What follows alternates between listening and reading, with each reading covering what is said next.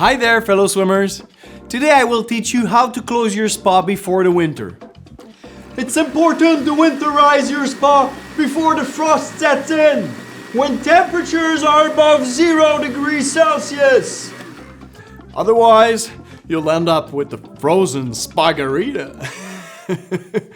Next, you need to clean the pipes. Don't worry, you don't need to call a plumber. All you need to do is get your hands on a spa pipe cleaner. Available at a Sima dealer near you. No? Pour the pipe cleaner solution into the water. Then, turn on the pumps for about an hour. Be careful. Spa pumps are usually programmed to shut off after 15 or 20 minutes. Bring a good book and stay close to turn them back on.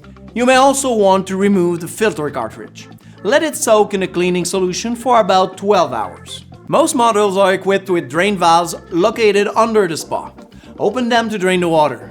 But be aware, as the song says, don't stop till you get enough. Opening the valve isn't enough to complete the process. There's always a little bit of water left behind, hidden in places you didn't even know existed. It's as if your spa had several belly buttons. I don't like that image. And finally, all you have left to do is to protect the spa exterior from bad weather. Install the cover and fix a protective winter layer over top. You can use a vinyl cover or a tarp. A fitted sheet Doesn't really work.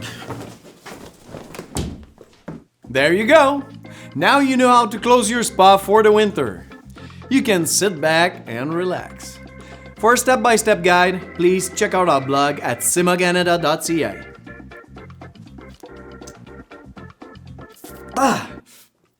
That's strong. It's Sima all summer long.